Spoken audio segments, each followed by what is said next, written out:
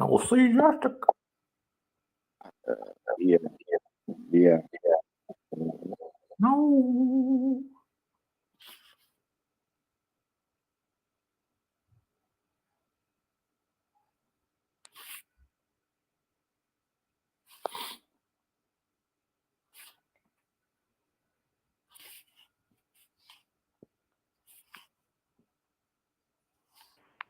Trust me, the hell just happened. Oh well.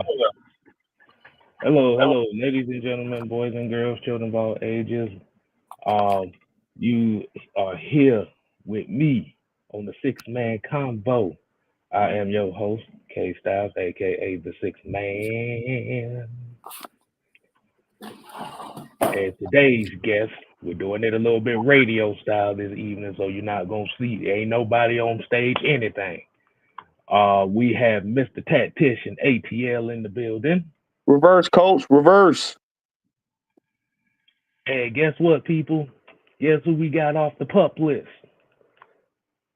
Mad Mike Sports. Really? Really? Not that one. Hey, man. You Your think time is now. The time is now. Your time is now. Oh, Lord. So, what's going on, Mike, man? How you feeling? I know you've been out a couple of days, and I know that's something that you normally don't like doing. So, yeah. I absolutely hate it. Yeah. Yes, I put your ass on ice, so you good now, right? yes. Yes. All right, that's good, man. That's good, man. Like I said, we appreciate everybody coming in. As you already know, it is a couple days before Falcons Saints Sunday. We are definitely also going to be at the playground to watch the Falcons Saints game over on Roosevelt Highway in College Park. So be on the lookout for that. But let's go ahead and get right into it, man. Fellas, man. What's on your mind, man? What y'all want to get off your chest? You know what? Oh, before you do that, excuse my manners. Before we even get to that, we forgot to do something. Yep. So we give a shout out to the people that's in the chat right now. We got A137 Sauce. You got Brian Peeps, Dre Murphy, King Trey Way. We got Blackberry, No C, Just a K, Deshaun Caswell, JB1, D Coleman, Dre Murphy. We already said your name. Let's go ahead and get right into it, man. Fellas. How are we doing this evening? You know what? I think in all respect, we're gonna let Mike take this one. Mike, what's on your mind, man?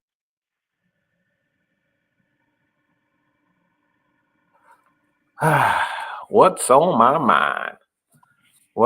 mind? Should it be short or should it be tall today? I mean, we got about an hour and a half, so you got plenty of time. Interesting. So, I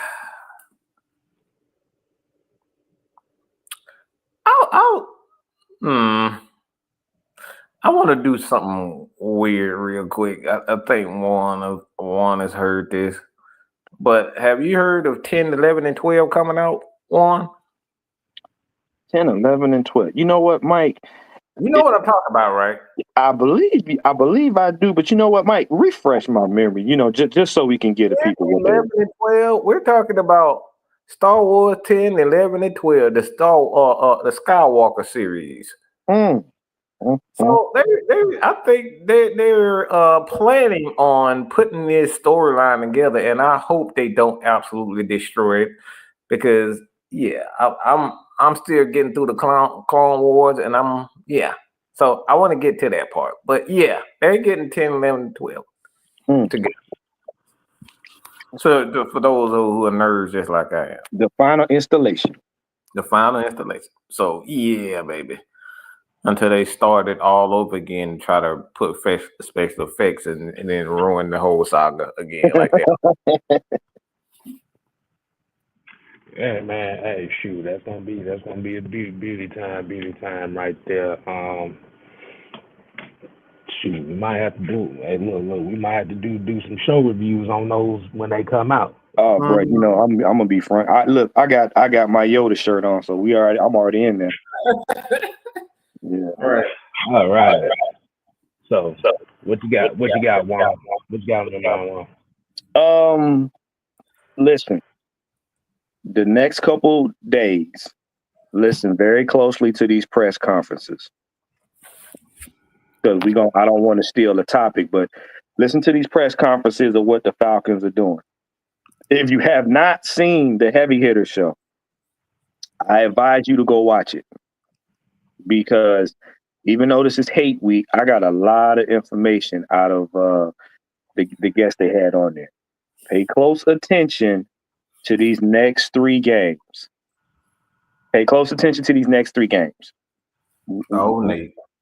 Pay close attention to these next 3 games, win or lose.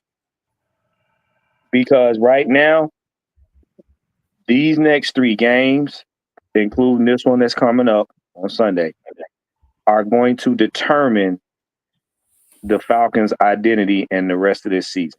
These next 3 games. Yeah, we're in a good position. But where we're at right now is going to determine the identity of this team going forward. It's going to determine the identity of this team going forward and what we do in the playoffs. I'm just going to throw that out there. You got it, Kev. Okay. Hey, definitely shout out. Hey, Christy, what's going on? What's going on, Christy?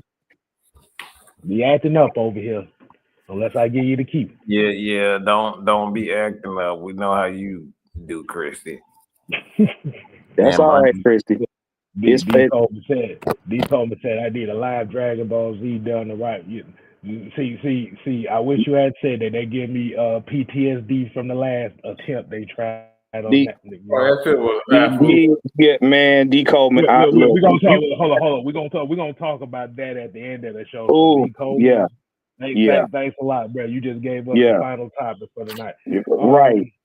Almost spilled my tea. So that's we got a couple things going on in the news right now. Your boy Troy Anderson is set. I think they say he's set to make his return.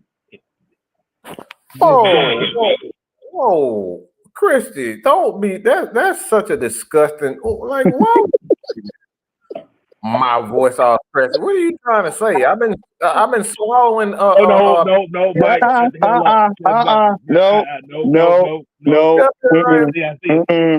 see what you're doing, Christy. Nope, we're not doing that. No. I don't like the way that sounds. You don't know what you insinuate, man.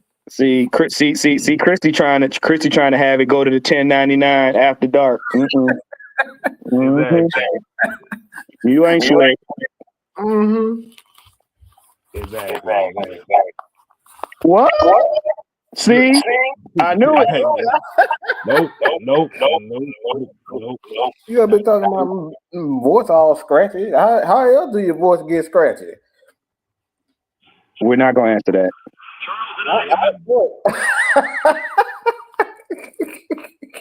Nope. Y'all just setting up for a Red Cup conference show. No, we not doing this right now. Save the show.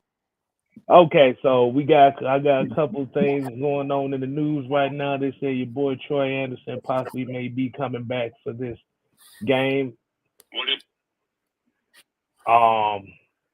The first time we see him about a month. I got something to say about that. I wanted to know, what did y'all thought? Well, how do y'all feeling about that? Because for me, I think this is big news. I'm not expecting him to come back and be T1000, but just kind of slowly get back into the game. But I think it's gonna be big for the defense because especially they need they need another athlete on that defense within that front seven right now that can kind of cover a lot of ground. And I think that's the one thing the defense has been missing the last month or so.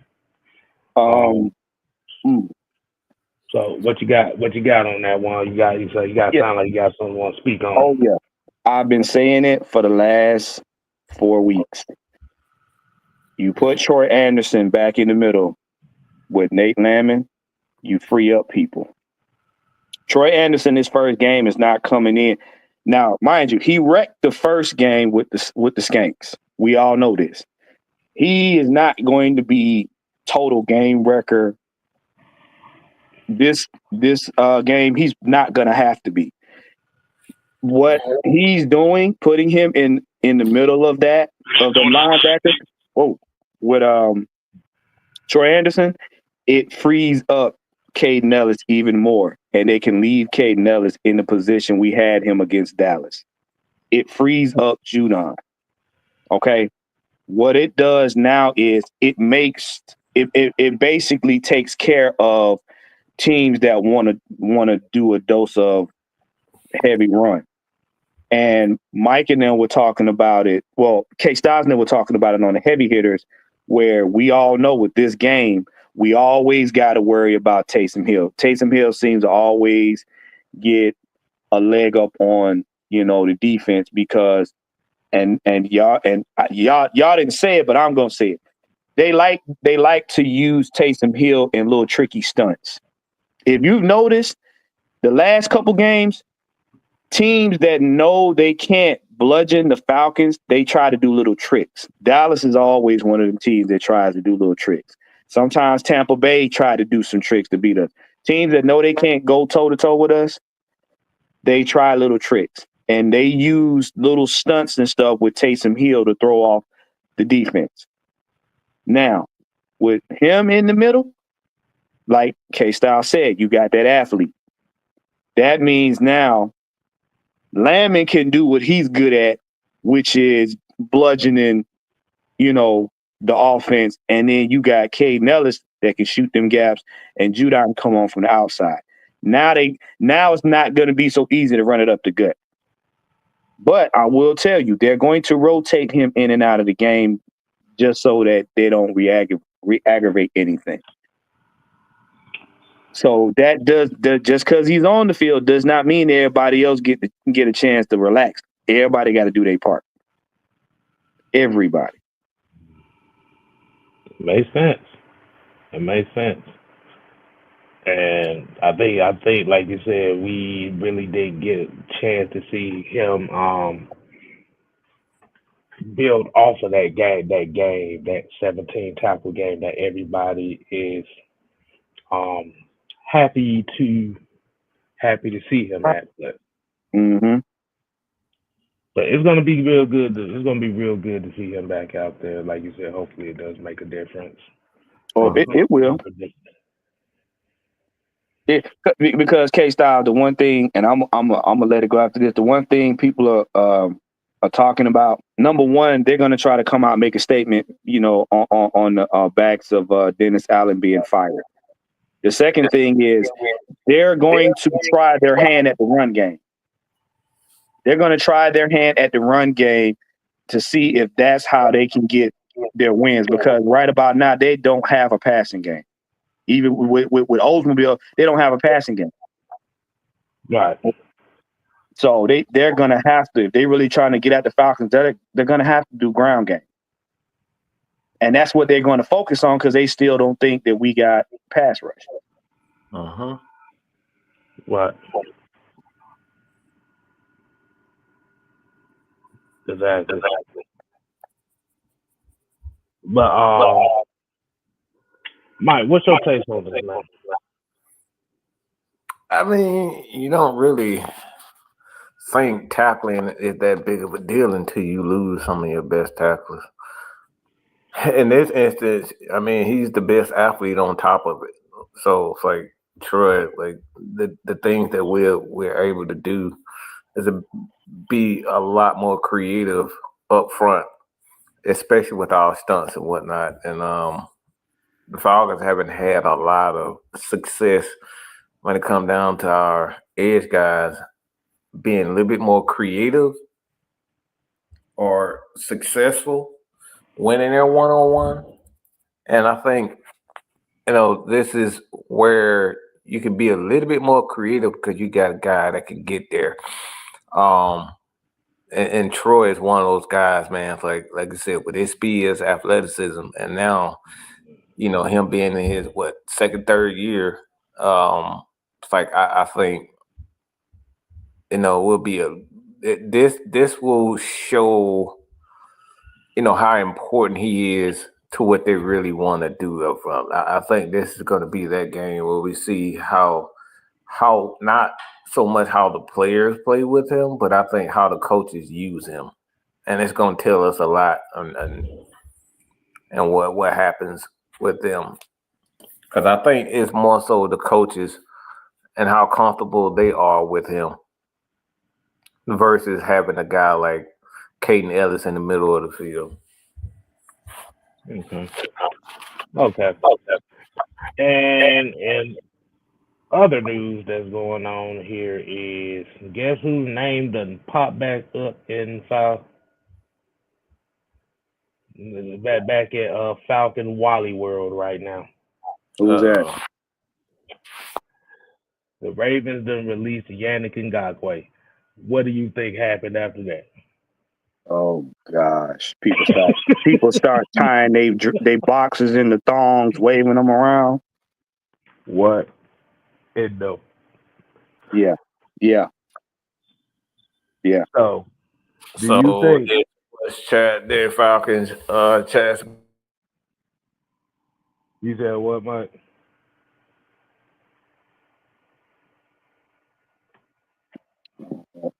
So, in other words, people losing their minds over the fact that now the Falcons need to go get Ngakoue. Is that what you're saying? Basically. Yeah. I told you, tying their draws into a thong. I told you. So final question before we get to the main topic tonight. And we've had this conversation before. Are you surprised that the Falcons didn't make any moves during the trade deadline? Because I know that was kind of like a big uproar about that. No. And I'll tell you why. While it would have been nice to make a trade for somebody, Terry knew who he had in reserve. A part of a good GM is knowing what you have available already at your disposal without having to make any significant changes. Terry knew that, number one, Troy Anderson was coming back off of injury. He knew Dahlman was coming back off of injury. And based off of what the defense did against Dallas, he understood that right now what we have is sufficient. It might not be sufficient in the eyes of the fans, but it's sufficient because by them switching people and putting them back in their positions, even with not everybody on the field, we still got the sacks that people were looking for. Now, you bring Troy Anderson back, that now opens up what they can do on defense, and possibly now run stoppage might be a little bit better. So it wasn't a panic move to go get somebody else right now. Okay. What about you, Mike? I forgot the question. Yes. Here. Are you surprised that the Falcons didn't make a move before the trade deadline? Absolutely not. Now, look, I've stated before, in order to give up something, you got to give away somebody. Until y'all realize that you won't be upset. And I mean, y'all already let it known that, y'all won't, y'all want Tyler Algier to touch y'all on y'all thighs at night. So y'all don't want to give him up. So the Falcons can't give up anybody at this point. Now, Senator, be professional. I said touch you on the thighs. I could have said something else. Turn off the lights. Pull your thong off. Doom, doom, doom, doom. No, baby, off. Mr. White. What's happening, y'all? What's happening? What's going on, man? I'm glad this just came on here because you about to actually get right into the main topic that we have for the night. Yes, sir. I'm gonna let you go ahead and run point on this, man. So I know a lot of people don't really talk about this. I don't think we really ever talked about this. Chris, what are you talking about? Y'all discriminate when I say something. Ain't nobody discriminating. Christy, okay, we're gonna give you one cheap joke at the end of the show, just so we can be fair. No, Christy probably got enough for everybody. You try to pay too much attention. Listen. Nope. Look. I mean, look, wait. Now, ain't nothing wrong with no healthy cheeks. Nothing wrong with that. Look, kid, you're crazy. You're crazy, some bitches. Let's get.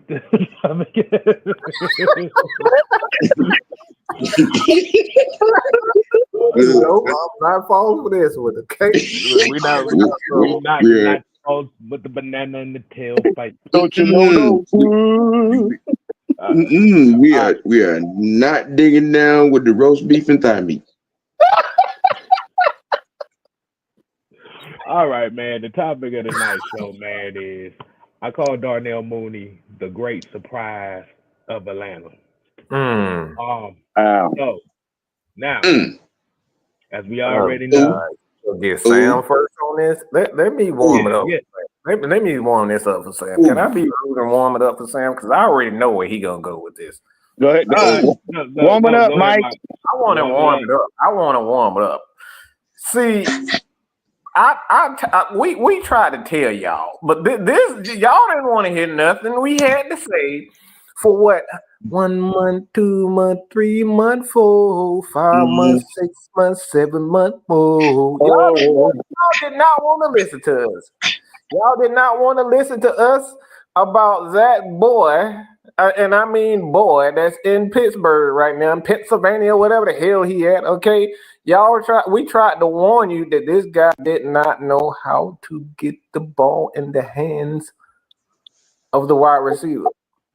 That he had a issue at getting the ball to one of a pretty good wide receiver. I'm not gonna say he's an elite wide receiver, but the way he's playing some damn good ball. So, Samuel, will you kindly take us on to the next level, sir? Yes, we're going all the way up through there because 2 of the last 2 seasons that he was in Chicago, Justinus, y'all were out here whining and crying, talking about he ain't got no weapon, nobody to throw it to. So somebody please explain it to me. What the hell is mythical goddamn Darnell Mooney? Okay? Now, we're seeing what is, dispelled a few things because over the last 1, 2, 3, 4, 5 weeks, we need a wide receiver too. We need to go make a move for a wide receiver. You heard that conversation for about a month and a week now? Yep. Month and a week. Now, and Kev, I'm gonna institute a little something from my little bag a little bit right here, if you don't mind, right here on your show. I'm gonna give some particles of the fan base the STFU award. Okay. Go right ahead. Cause see, a lot of times, when it's raining, let it rain. Let's clear it out. Don't try to supply, artificial sunshine because you're not good at it.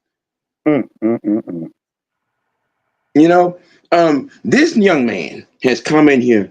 He's made catch after catch after catch after catch. He has taken tops off of defenses. Mm. Wait a minute, what? I can't hear. I can't hear. We not gonna hear him because he has shut the door on that conversation.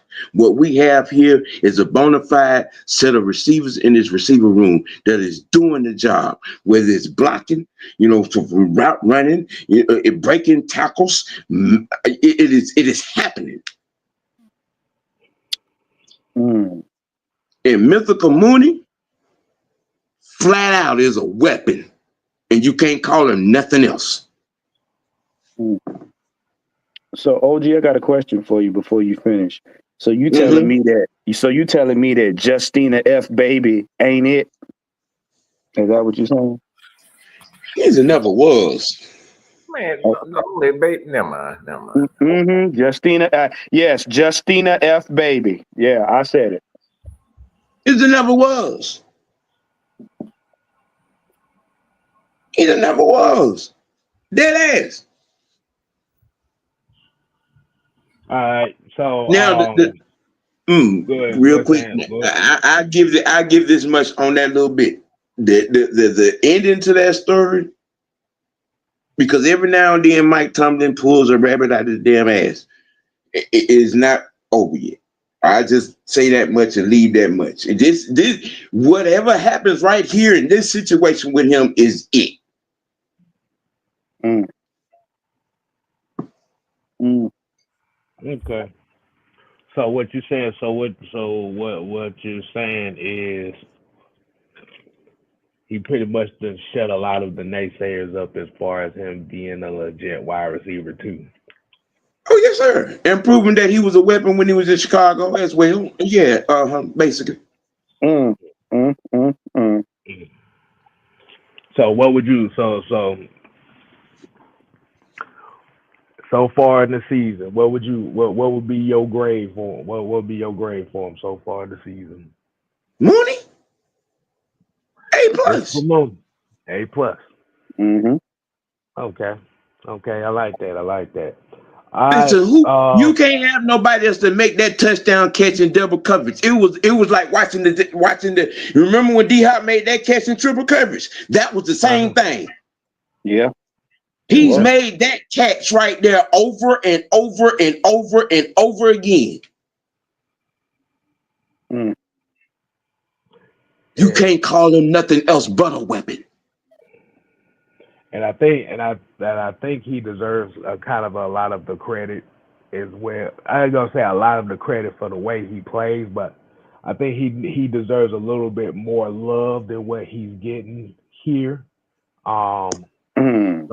Like you said, Sam, it was one of those moves where it was kind of like skeptical for a lot of people down here because, like you said, the whole thing with Justin Fields.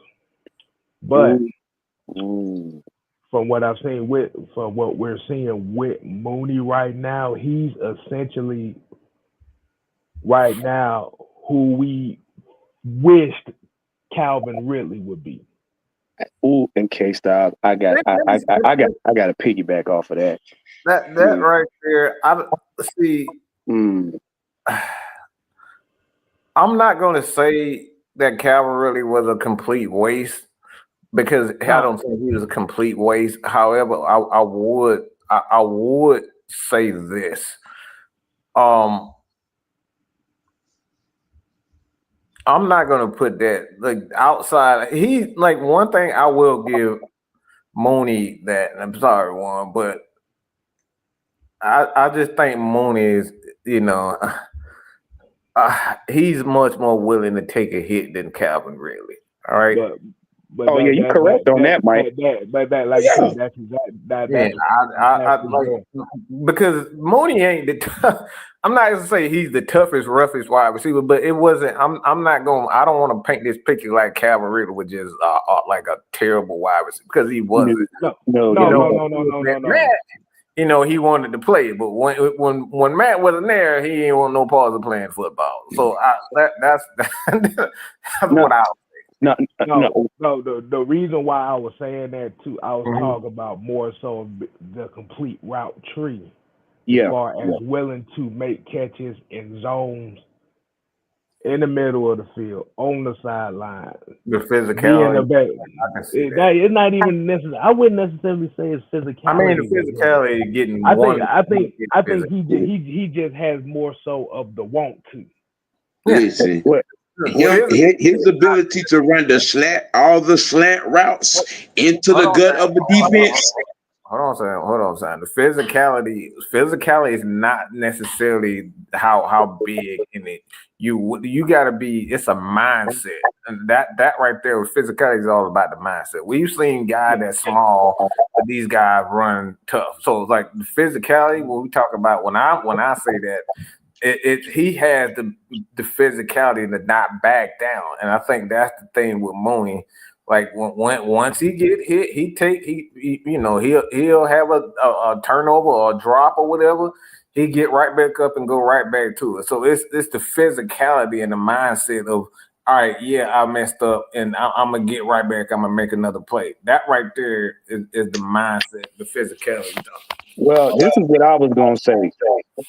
What K Styles was talking about, and then Sam was talking about, you really don't hear about him. Because production isn't flashy. Mooney produces. Production, again, isn't flashy. He's not out here waving his arm saying, look at me.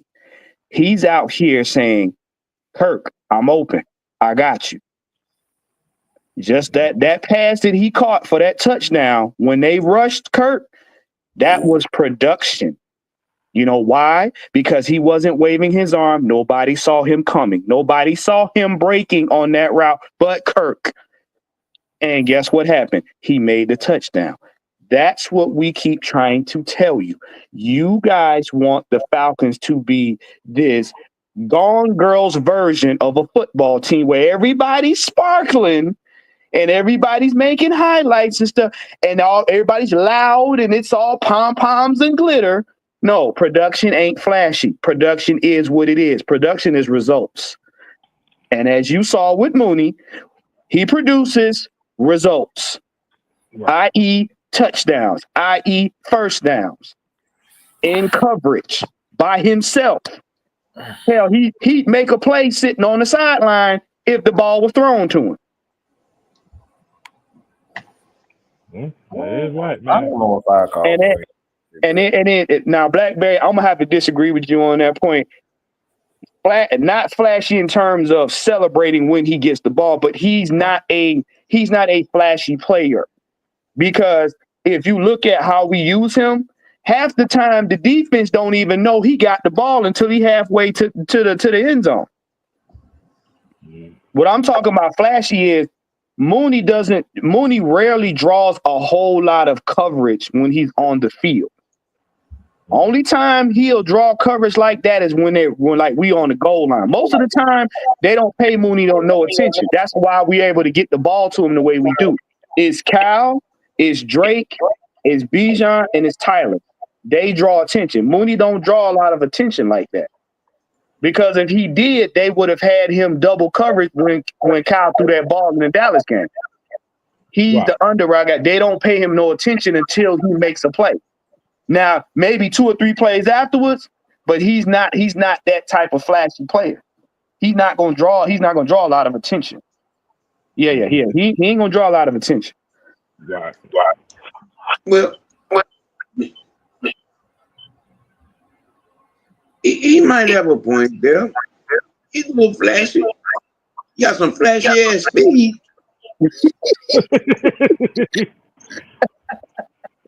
That I can't agree to. Yes, he'll get away from it.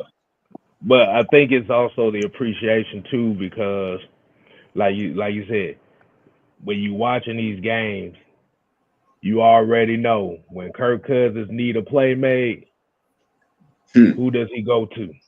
2 guys. There's only 2 guys. One downfield and one underneath. That's it. That's what we go to. Dre Murphy said the only problem with Darnell Mooney is staying on his damn feet. Yeah. Yeah. Yeah. I think Ray. He's not Ray Ray. He's not Ray Ray. So I'm gonna disagree with that because he ain't Ray Ray. Every time I see Ray Ray, that motherfucker got a face full of damn dirt and mud. Well, come on now. You know that's Rufus boy. That is Rufus boy. Yeah, Rufus. That's Rufus boy. That's Rufus boy right there. That motherfucker is not straight on his feet for nothing. Y'all gonna get out, little Ray Ray. That's why I said that's Rufus boy. Right. That motherfucker clumsy, boy. Ray. But you know what? Look, I don't care if he don't stay on his feet, long as he fall into the end zone with a touchdown. That's all I care about. You want to fall down all you want to, just fall down in the end zone. That motherfucker kick the ball out of bounds and every damn thing. Anything you do, that motherfucker done did it. I can promise. This year, okay, in this year. Jay Lasorda said this offense would have been even tougher with Rondale Moore. Oh, actually, to be honest with you, I don't think it'd been any different. Because you still got Cordell Hodge. You still got Cordell Hodge, who pretty much kind of does the same thing. He may not be as fast as Rondale Moore. You would have just given Zach Robinson basically would have been able to overload the field with receivers if he really wanted to. Rondale Moore, Speed, yeah. The defenses would have had a real hard time trying to keep up. And see that kind of speed. See, Moore would have put you in a light of like, especially if Atlanta plays against Kansas City, that's where you would have seen him flourish because it would have been speed versus speed. Turbo Taylor. Mm-hmm. So Juan, so my question to you is with Darnell Mooney is from your expectation beginning of the season to how he's playing right now. Okay, when we first brought him in, I had to go back, like Mike said, and do, the research on Chicago and everything like that. And I just had a wait and see attitude with him. You know what I'm saying? Because I saw some of the games where he did get some passes in Chicago and I saw what he was able to do, but I just had a wait and see attitude. But as far as I'm concerned now, I'm very happy. I'm very happy because like Mike brought up a good point. Everybody was clamoring for a number 2 wide receiver. DeAndre Hopkins. Yeah, Devontae Adams. Right. But I like the fact that I like how he plays. Like I said, I like how he plays. He gets the ball. He's tough. He gonna make them plays. He gonna get you first downs. I'm happy with him. I'm happy. You know what I'm saying? I ain't have no reservations. But I mean, that just goes to show you when you have a good coaching staff and you got a veteran quarterback that know what the fuck he doing. Mm-hmm. This is what Mike calls a great quarterback because you can elevate your players. So if y'all on the fence about Kirk being a great quarterback, you're looking at it right now. He's elevating players. Yeah. Yeah. He's elevating players.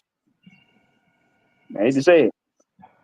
And that's what his whole goal was when he came in here. That's the first thing he said. He said, I came here to be the point guard.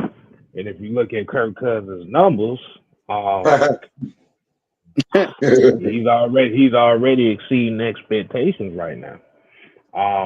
Jerome here said McCloud has one what the fuck play every game. Motherfucker, get over Ray, man. That's Rufus. Come on now, Jerome. You know that's Rufus, boy. Get over Ray.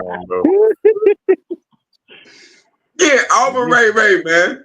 That motherfucker came in there with that what the fuck ass outfit on. What the fuck he had on? He's just a whole what the fuck. Okay, that's what we gonna call it. But you know what, Mike? I'm gonna tell you right now, he's a dependable what the fuck. I can at least say that.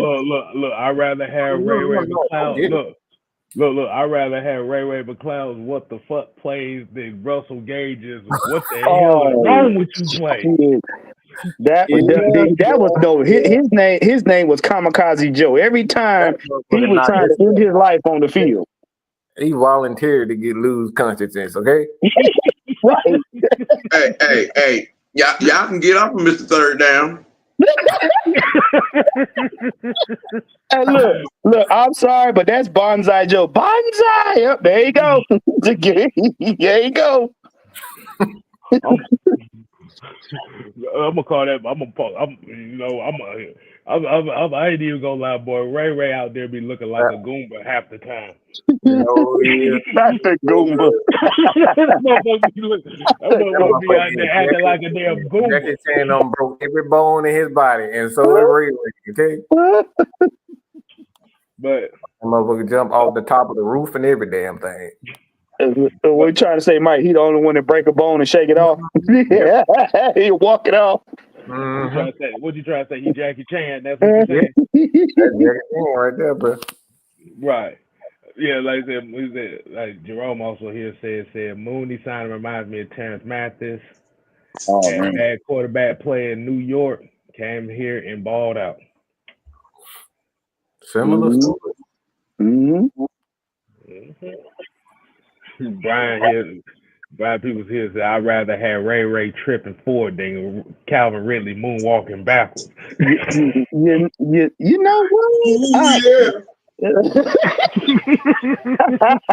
don't know about that because Ray be falling that bitch sideways and I don't know, that motherfucker be playing damn also pool or whatever. Senator, Ray steal your sneakers?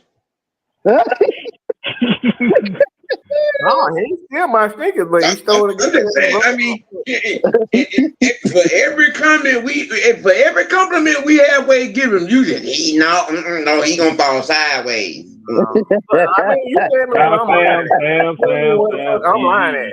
Motherfucker, I didn't make it up. If you want to blame anybody for bringing it to attention, it's K-Style who brought it to my attention. The motherfucker told me. I just took what he said. I was the first. Yeah, I was one of the first ones to point that out. Like, boy, this motherfucker is well. I'm just gonna say this: he's made more tough catches than clumsy plays. I'm gonna say that. I didn't say that. That's what I said. And that's not putting up. That ain't putting up places. That just. It's Jar Jar Binks, okay? That's what the fuck he is. But you know what? Like I said, though, if he clumsy, he's dependable, though. Because, I mean, shit, at least as long as his ass fall, if we on the first down, he fall over the first down, damn it, you done your job. I don't care. But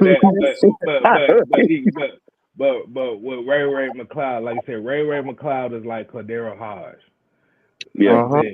Like you said, it all is that, like, he may have that one what the fuck play, but he always had that one play that comes in when you needed the most. He get back on it. Yeah, so like I said, I take it all day, every day. Oh Lord, now I talk about Ray tougher than Ridley. I'm like, oh Lord, look what we done started. Well, it is. I mean, did you see? Have you seen him? I can't disagree. Look, he's taken 3 hits this season. That is video documented evidence of said facts. I'll put you like that. Them 2 hits would have took him out. Them 2 hits would have took Ridley out. Yeah. Man, we done seen Calvin Ridley make executive decisions on catches for the sake of not taking a damn hit. Yeah, I was trying not to dig off in this little. Relax, Sam. This ain't about Calvin Ridley. I know. This ain't about Calvin Ridley. We're gonna get off of Calvin Ridley right now. But the senator keep trying to put his damn size 12 on Ray neck. Nah, I think Mike happy with him. He just Mike. Look. That nigga fell. That was my damn fault.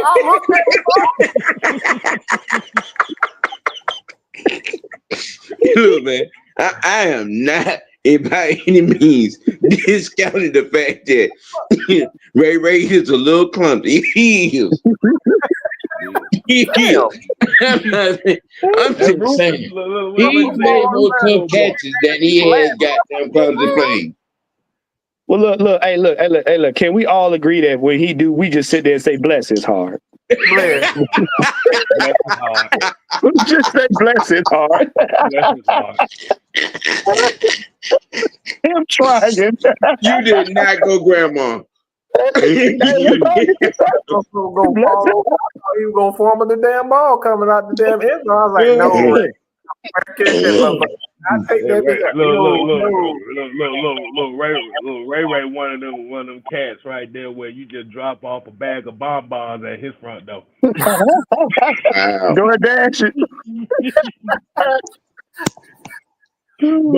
But gotta get back on. We got 50 people in here, man. So we definitely appreciate y'all, man. Just everybody just go ahead and leave a like on this, as well as, like I said, just leave your questions, comments, and all that stuff here, so we can go ahead and get some more material, which is going to be based on y'all, the audience, because y'all are our co-hosts of these shows too. So we definitely appreciate everybody as usual. Can I give a shout out? Go ahead. I'd like to give a shout out to Mucho Grande on the job he did on last Monday morning in his I think if I want to say his first time out. He did a good job on my show on Monday morning, and it's going to continue as that. I just want to shout that out. Okay. Yeah. What? Congrats, man. Exactly. Yeah, man. We want to incorporate more of the people. We want to incorporate more of the family into these shows and stuff as well. So if we getting on your case about something that you said, hey, it's part of the show, and you better get some thick skin, because like I said, when we get y'all, people do to us on a daily basis, all day, every day. But I done got called every name in the book. Okay, I think I'm an asshole. I'm a cult leader. I'm Marilyn Manson. I'm Charles Manson. I'm Jeffrey Dahmer. Any name you can come, I done got called. Right. I would like to see how by the way, Kushik Merchant and Shoulder. Yeah. Merchant and Shoulder. What the fuck kind of name is that, motherfucker? Can you come here with It's Cushite. Cushite Merchant and Scholar.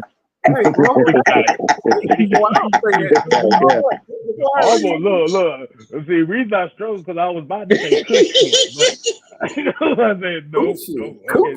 Coochie, motherfucker. Mike. Remember the conversation me and you had at the playground? Yeah. I'm just saying. Southside said, yeah, Coke, yeah. Now he said Coke leader, but yeah, Coke leader came into play too. But yeah, that too. I would like to see Hodge in the slot more. He can make a play. The thing is, with Hodge, a lot of he's been on the field a lot more here recently too. So yeah. People have to understand he is huge in that locker room. Mm-hmm. Okay, so when he pulled that, first of all, I want to say when you go back and you look at that play, you want to talk about speed personified on display. Because them things look like they were standing still when he dipped on that block. But Cordell Hodge is a key member in that locker room. Them guys in that locker room love him. And he made that play. You know what I'm saying? That's why I was saying that week. And then nobody had a better week than Cordell Hodge that week. Bro, he was living it up. Exactly. He was touchdown on special teams, and then the touchdown to win the game or the walk-off. Nobody had a better week that week than him. Exactly. For that young man to do the that spin move he did with the defender on him, break the tackle, spin off of him, and run the way he was. I didn't even think that was his full-fledged speed. He was jogging, and they couldn't keep up with him. Nah, he wanted that play. Yeah, he wanted it. He wanted that. It went from first gear to overdrive. Exactly. Yeah, he wanted that. And like you said, I ain't got nothing. Look, and I love it. But see, I'm gonna say this: that what he did is what wins playoff and championship games. Do not think that's not the last you're gonna see of Cordell Hodge doing that. Believe that. That's not the last you're gonna see of him doing it. Because that win, that put when Sam say they love him in the locker room, that's one of them dudes where Kirk know if it come down to it and you the one available, I know I can get you the ball, you're gonna make the play. He got a hell of a lot of trust on his shoulders. He's a special teams ace as well. Right. So would you say that he's the ultimate upgrade over Olamide Zaccheaus and Brandon Powell? I'm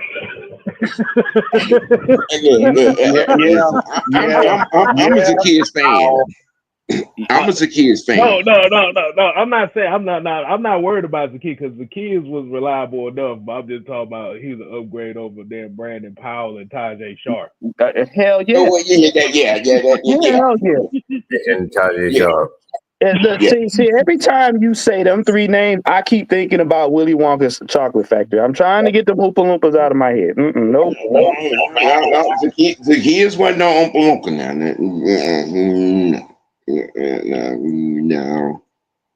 No. I just Sam, be honest now. They had big Oompa Loompas. They had one or two of them Oompa Loompas was over 5 feet. But Zaccheaus was not one. He was an Oompa Loompa, but he was a reliable one. Wow. I can't. I give up, man. Hold on. Do I need to hold on? Let me read these names out to you. Y'all ready for these names? Yeah. Oh God. Tajay Sharp. Oopa. Hold on. Let's go down to 2021 season. Let's see if we made a leaps and bounds over this. Felipe Franks. Oh shit. Marvin. Why? I'm going.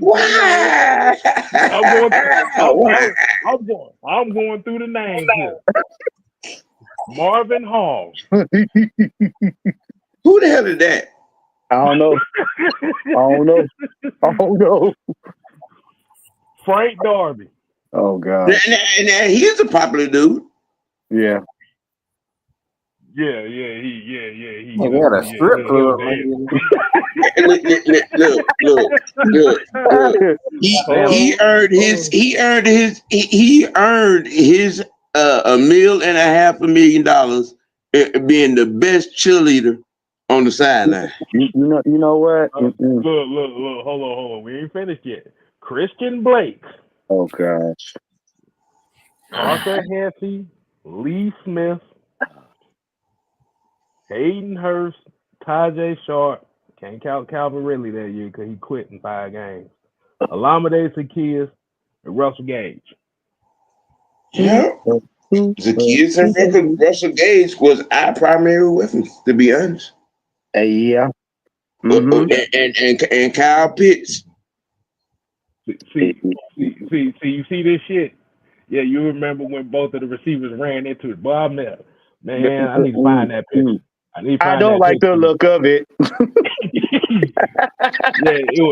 Russell Gage and Tajay Sharp ran into each other on Thursday Night Football, and they both were wide open.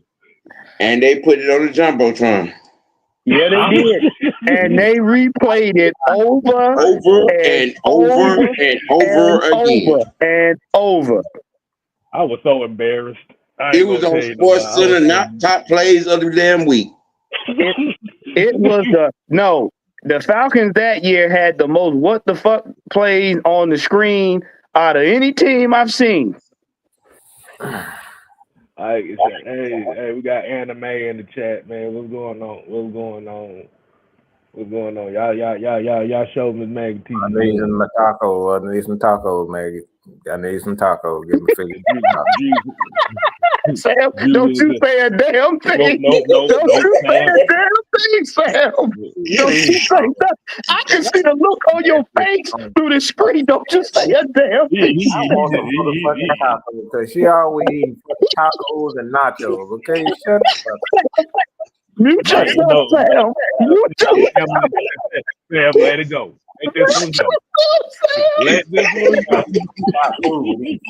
Freaks in the hill. I'm trying to keep saying, mute yourself, Sam. I can hear your thoughts. Sam got a joke up his damn sleeve. I've already heard it.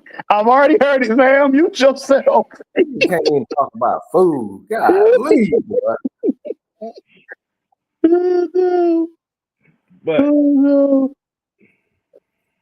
But as the conversation goes with this, and we're gonna land the plane on this conversation, is Darnell Mooney surprised a lot of people. Well, surprised a lot of people that didn't think that he was going to have the season he had so far. And it was a great surprise because, like you said, he basically killed two narratives. The narrative of he was one of the reasons why Justin Fields struggled in Chicago. Ooh. And the other narrative is he's not deserving to be a wide receiver 2 in Atlanta. Oh man, K-Styles, I'm glad you said that. Can I ask a question? Go ahead. How in the hell is 1,100 yards a problem? I was, saying I was about to get into that, and I'm gonna have I a little. Really would like somebody please make that make sense. Oh, okay, I'm about to make it make sense. I'm gonna go on a mini rant, if you don't mind. First of all, the senator, and he threw me an alley-oop about 4 weeks back. The senator always preaches to y'all about the difference between regular and elite quarterbacks, right?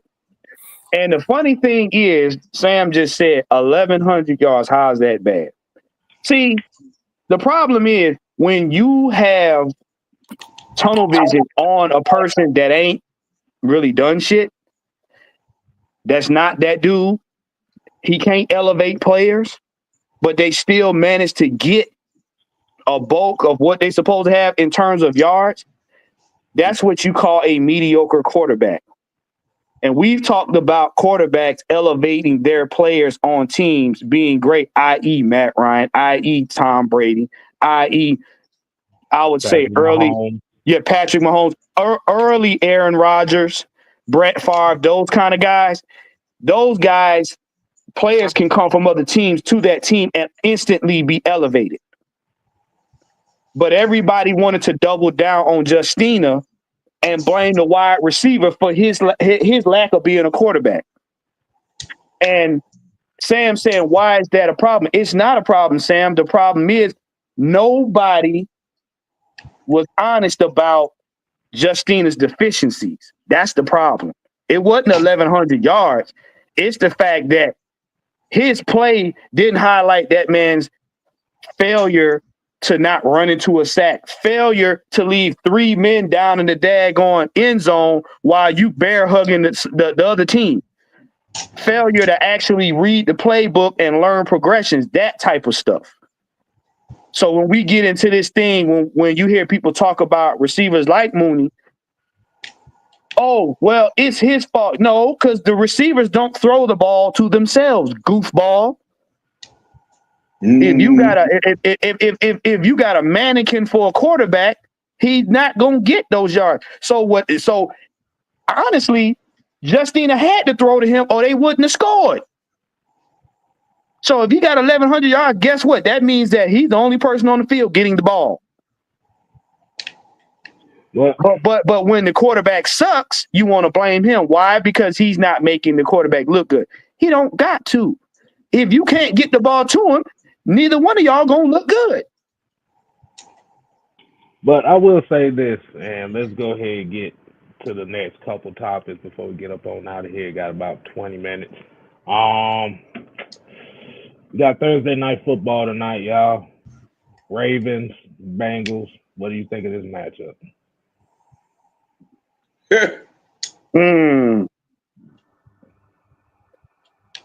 About to be a long day. So you said DJ Moore beefing with Caleb Williams up there. Lord.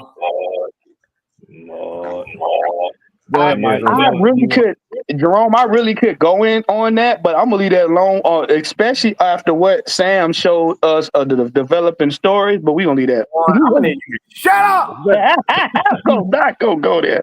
Breaking news. Breaking news. No, we keep that breaking news. Yeah. No, we ain't doing that. We're not doing that. We'll personally have to tell you that one. We'll personally have to tell you that one. All I'm gonna say live about on location. Nigga, shut up.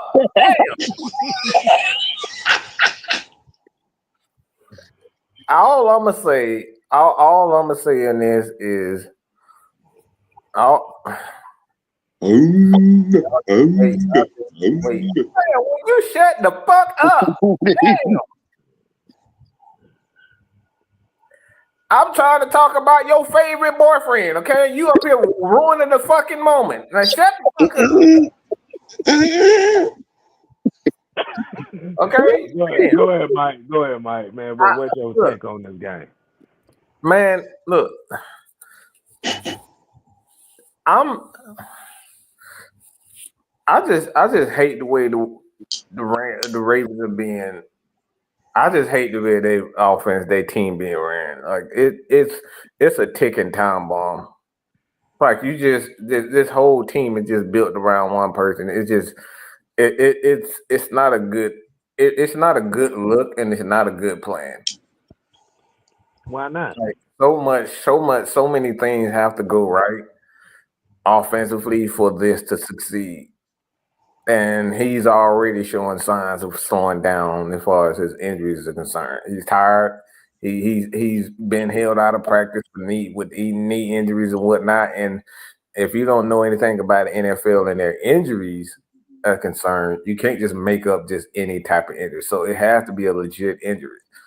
So for this, we in week 9, and this dude has already been held out of practice in week 9. That already tell you that's a problem. So for me, look, it's a ticking time bomb. He can keep on winning, but when it get closer to the real playoffs, when it matters the most, Lamar's gonna Lamar. And I'm gonna hand it off to this. Psycho. Yeah. Well, see, I don't know if anybody saw my reel on Facebook today. Well, one of them anyway. In understanding, there are two factors right here when we're talking about AAU Jackson. All right. Let me answer this real quick. Let me answer this real quick. It's bad. Yeah. It's not. It's offenses. You build offenses around multiple players, not one particular. Because you have to have a plan for each aspect of passing. That aspect of passing game, which is sustainable throughout the entire year, which is a short to medium pass, and then you have to have a running game to go with that. So you have to match it. The problem with the Ravens is their whole offense is predicated around Lamar Jackson. If he doesn't run, it doesn't move. Yep. See, people, I want y'all to recollect yourself back to the AFC Championship game. And Lamar Jackson standing in the pocket like he's standing in front of a chalkboard trying to do an equation. And it's looking like Egyptian hieroglyphics. Okay. Understand something. The Chiefs have won every game they have played this year because of their defense. That Super Bowl winning defense. People, y'all can harp on what's going on with my homeboy, all you want, but you cannot ignore that championship defense is showing you why they have them championships. Now, he has to face them. I don't even think it's a championship defense. I think it's championship football all the way around. Yeah. Big picture, situational, just all together, conglomerate, team wise. Yeah, Kansas City know how to win. Yeah, every aspect. They win games with their special team, defense, offense. Like they just a well-oiled machine, bro. Yes. Mm-hmm. Yeah. And he got to see them. Sam, Okay. let me ask you a question. Yeah. Has Patrick Mahomes played his best football this year? Nope. No. That's a fucking problem. That's a fucking problem. Yeah. That is a fucking problem. And if you haven't said that this year, that's a fucking problem. Yeah. That's a huge problem. He has 9 touchdowns and 9 interceptions. It has not been pretty. From a complete quarterback perspective, but from just a veteran guy, a football player, it has been a work of art in watching him figure out how to do whatever when shit ain't going right. OG, you ain't never lied, because that Tampa game, when they went into overtime, bruh, and I'm gonna be honest, Kansas, and just to put it into perspective, Kansas City played sloppy. They played sloppy football against Tampa. That wasn't even A1. They played sloppy football against Tampa. To be honest, that was Kansas City's worst game of the year. Because remember now, they played sloppy. They played sloppy like they started out slow against us in the early season. So like Mike is saying, that's scary because when they do get hot, and I believe that the playoffs is when they really gonna show you, it's not gonna be pretty. All of that to say, and I'm still talking about Kansas City's defense and Lamar Jackson. Okay, and we have watched for 8 years him waste a top 8 to top 5 defense consistently. Mm-hmm. There is no way you can formulate any kind of excuse because he thinks he's not reaching New Orleans, because it is sad to see that amount of weapons in one offense, and they're not passing wise. That offense should be top 5. There's enough weapons. I got another question. I know I'm in your head right now, but I got a question. Has that offense ever changed in Baltimore? With him? Yeah. With him? No. So it's still the RPO, quick glance, throw it to Andrews, hand it off, or a QB power, or QB sweep, or QB, bootleg. They're running the same 5 plays. And 3 of them involve in this season. 3 of them involve Henry. Yes, because now he's getting the ball 50% of the time. Go ahead, because that right there, that's a question that I've been thinking. So what do you think is Cincinnati's chances of winning this game tonight? About 20%. I think they have a better chance to beat them. in the regular season, like Baltimore gonna be Baltimore, but I'm just not buying it. I'm gonna say this: if they slow down, if they slow down Henry, which is a task in itself, and Joe can if Joe can, if they can get their passing game going, it'll be a long day for both teams. But if they can't stop Henry, they can't stop that run game, it's gonna be a long day. Now I will say this I will say this to Mike's point. If Henry go down for any reason, Baltimore, y'all gonna have to make business decisions for next season. Because from what I've been looking at, and I've said it on multiple shows, the reason why Baltimore is winning these games the way they're winning, because they're not playing immaculate football, is because Henry is carrying the load. Go back and look at it. You ain't gotta take my word for it. Henry is carrying the load. 50 to 60% of them carries is Derrick Henry doing what he did in Tennessee. And they're benefiting from it. Lamar ain't sitting in the back throwing 300-400 yard passes. Whenever they want to rest Henry, that's when he runs. Or they'll put Henry in as a decoy and Lamar will run it. That's it. That's their 1-2 punch. How many times this season have Andrews gotten the ball? I think he got like 13 catches. I believe. I might be wrong. The same. But if Cincinnati can run the ball, then all bets are off. Straight up, because Baltimore's been having a real specific issue. What's the run stop? Yeah. Mm-hmm. Mm-hmm.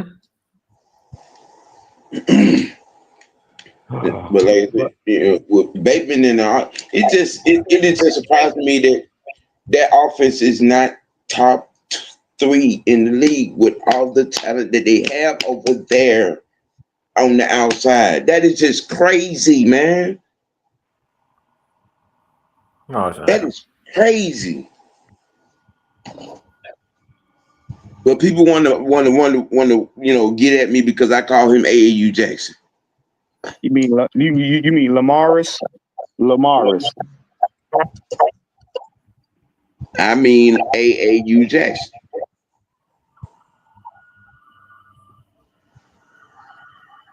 Because that's what he played like he on the AAU football team. And sad that they have chose to build around that shit.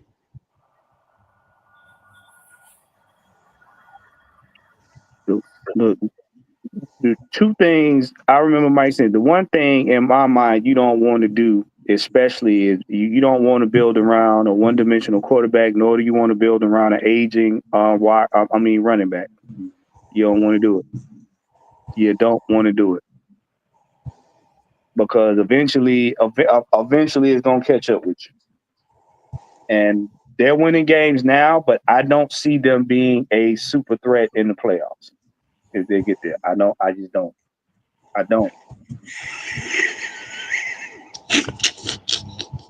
I don't, man. No. I don't. Lord. Brian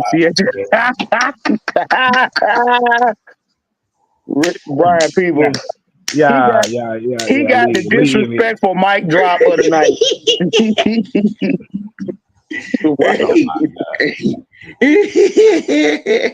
Hey, I'm right there with you, Brian. I'm right there with you, boy.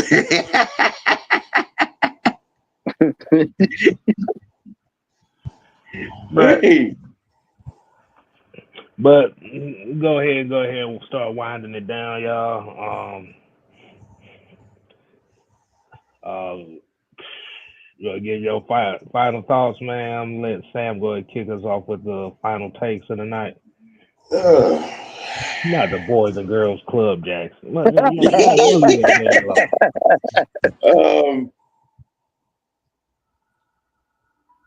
Pat McAfee said it best. These Atlanta Falcons are for real, and it is sad and pathetic that no one is talking about that in them.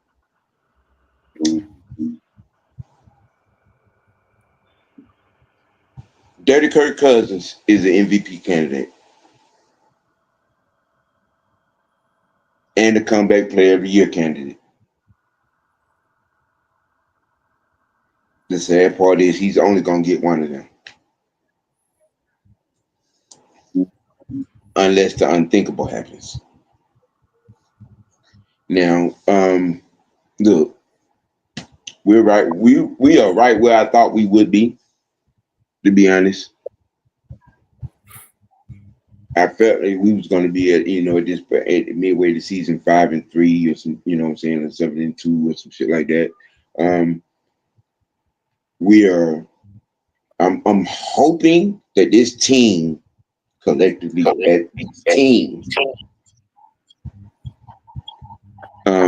peaks at the same time at the right time.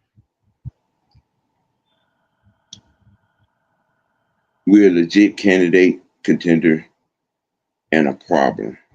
And everybody is scared to admit that.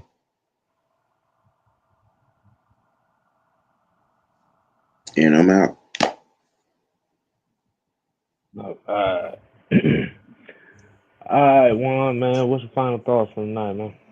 I'm gonna finish up. OG sentiments. Yeah. And I love that for the Falcons. Please do not put us up there on Front Street. Let us stay under the radar. Don't think we gonna do anything. Because ain't nothing more enjoyable than kicking down the doors to the playoffs and now they gotta be like, you mean we gotta play them? Because I'm gonna tell you something. Mike said it, K Styles has said it, all of us, AFN, Sam, everybody. I don't see any teams that really scare us. I really don't. And for Kirk Cousins to put up 509 on Matt Ryan's inaugural night, that lets me know one thing. If he gets on fire, you're in trouble. Because I've been doing my studying. I went back and looked at that game again because I wanted to make comparisons. He hit every personnel on that field that game. So imagine now what he can do if that was to happen again.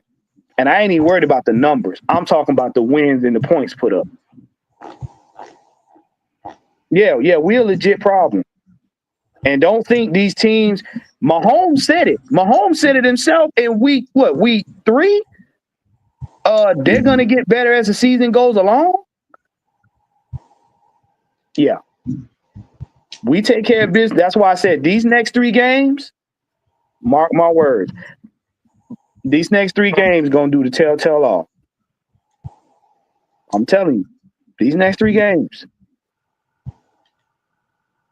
Because now you got to deal with almost a full defensive roster now. You got your impact players back. So just imagine if that run stopping now begins to kick in. You really got a problem. Because now you got to deal with a full functioning offense and a defense that can stop the run. What are you going to do then? I'm just saying. There you go. All right, Mike, man. What's your final take for tonight, man? Hold up. Wait. For them bitches who be talking that shit, we don't play. We're going to rock it till the wheels fall off.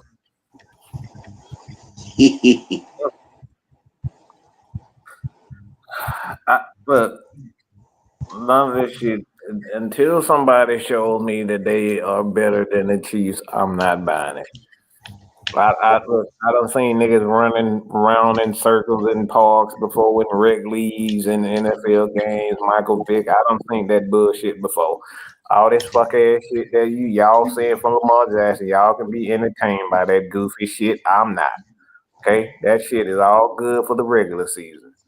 Hip who motherfucking ready. Okay, he rushed for 1,000 yards and he passed for 2,000, 3,000 yards and still get his ass whooped in the playoff. Okay, until he shows me that he can do something better than that, Lamar's can, suck on the left nipple of Chewbacca. I don't fucking it's just like I'm not. Yeah, good. Yeah, that shit. Yeah, and until he showed me that he can do that consistently and beat somebody without running around in a motherfucking circle, 15 circles, 25 circles, throwing the ball backwards and throwing to a motherfucker that's wide open, standing up on the goal post. I don't want to hear that bullshit. All right. Lamar can suck a left nut until he goddamn show me that he can bust one the proper way, okay? Damn. And that's all I really got to say. Damn. He ain't busted nut, man. He's still playing with himself, okay? Until he's good, he's still playing with himself as far as I'm concerned. I'm not impressed by any of this bullshit that I'm saying. That offense has not changed. That organization has not changed, and they the only one that's still thinking that bullshit gonna work. Okay, so until they can show me that they can, offensively do something besides have that fucking clown run around in 15 circles. Go backwards, go forwards, go backwards, go forward, go backwards, turn around, do a drop kick like fucking Rob Van Dam. I done seen that bullshit before, okay? Show me something else. Look, I'm put it to you like this right now. If you was to put the Ravens versus the Falcons with the way Kirk playing, they would win. Not even with Henry. They wouldn't win. I can promise you that. They wouldn't. They would not win. Their offense versus ours, they wouldn't win at all. At all. He'd be running around in the backfield trying to figure out who he was going to throw it to, but they wouldn't win. That's all cute. Because it's one dimensional. That shit don't work against the best teams. You know what I'm saying? You can get away with that playing against teams that are designing their defense to let you do what you want to do. Like, I'm not impressed. You're going to have to show me something. I done seen a game where a quarterback done rushed for 150 and threw for 500. I done seen that before. Mm-hmm. That's not impressing me. That doesn't impress me not one bit. So, Tim, that's all I got. I'm not impressed. All right. So, final take for the night, man. Hey, Sam, Juan, what y'all got in store for the people tomorrow? Oh man, look, hey, make sure you guys tune into the ATL Sports In Game. Basically, we just gonna, finish breaking down. I really want to go over this defense, and OG, I'm gonna need you on there. I really want to go over this defense because this is gonna be an integral part of slowing down this emotionally distraught Saints team. I ain't worried so much about the offense. The defense in this game is going to be crucial. I'm just gonna repeat what I said last week. This is another chance for this front seven to exercise some demons, which I think is gonna happen, and which is gonna be good. All right, which would mean, more momentum for the defense, and that's going to be bad for business everywhere else. Now, just to help everybody not be alarmed, there are probably going to be about 3 or 4 people that you're probably not going to see tomorrow. On Sunday. I'm sorry. On Sunday. You gonna have? This ain't the Sam show. Goddamn.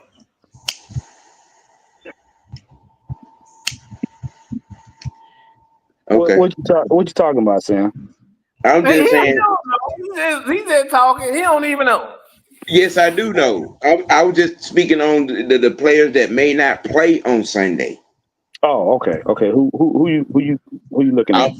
I don't see Drake. I don't see Grady. Huh? Y'all need to go get Kiara. Kiara up in our chat calling somebody a lesbian. I'm not gonna say who he is, but No.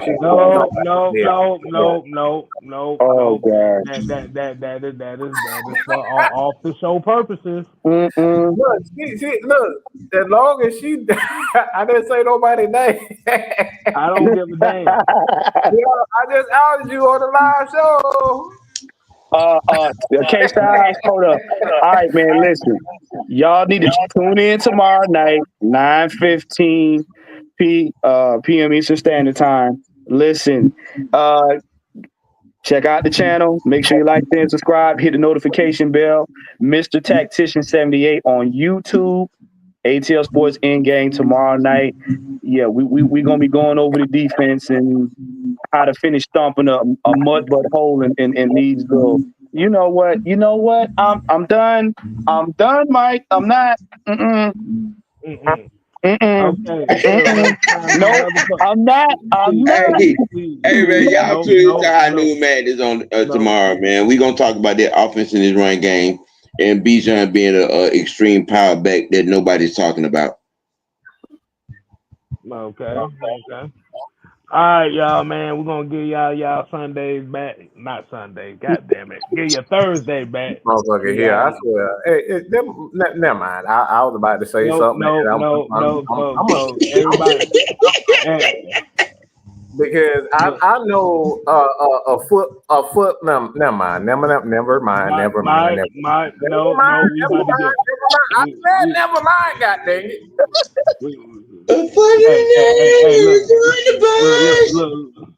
Look, never mind. Shut up, Michael. Shut up, Anthony.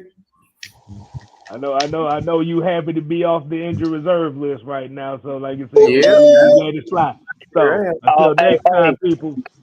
Hey, look, Dre Murphy. We have to converse offline about that one because, bro, we're not conversing about that. No, we're not. All right, y'all, we out. Goddamn it, we ain't even doing that shit no more. No. Fuck all y'all. That's so sad.